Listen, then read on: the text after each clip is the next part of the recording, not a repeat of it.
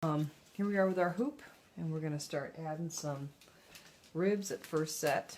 And the first thing I'm going to do is make sure that where I'm going to insert these guys, which is down here, is nice and wet, as I did the lashing on the hoop yesterday. So there's three things you need for making rib constructed baskets.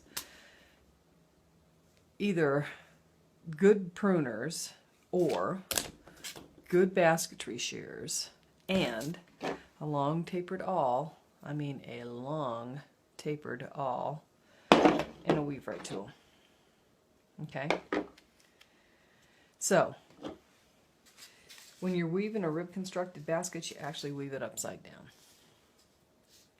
So I'm going to put 3 holes in here for the right hand side. Now, when you get them wet, they tend to close up. So even I'm going to mark them, and then I'll open them up again before I insert that. So I want 3 on this side and 3 over here. 1 in the center, 1 to the right of it, and 1 to the left of it. And like I say, I want to make sure that it's wet. So now I went ahead and cut these about 27 inches. That might be a little bit too long. We're going to try. Okay, so this is a long tapered cut. It's not blunt. It's not too super long or too super thin, because then it'll break. You never get your steaks, or ribs in this case, wet. You want them so that they're rigid. Weavers are wet. Ribs are not. See how I open that up a little bit? And then I'm just going to place that in there. It doesn't go in there super far. Just gets placed in there. It's the weave that holds it. Okay, so if I keep that that length, that 27 inches, you can see that's going to be a pretty pronounced egg. But the last one I did was more melon than egg, so I'm going to try that. You can make it smaller if you want. But this is your pivotal rib, and it's going to define the shape of your basket, this center one. So I'm going to open that up again. And I'm going to place that in there. Like I say, it doesn't go really far. It's just placed. It's the weave that does it for you. Okay, so now I'm just going to eyeball these other 2 pieces. Once again, that nice long tapered cut. I'm going to go back here and open up that hole again.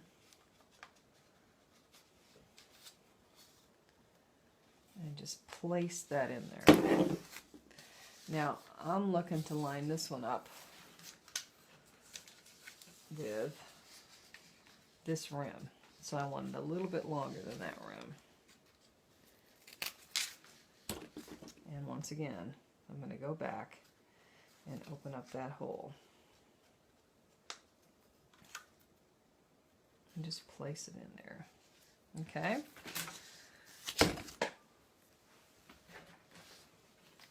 I've got one last one to do, and I'm looking at least on this side, I'm looking at lining it up with the bottom of the basket.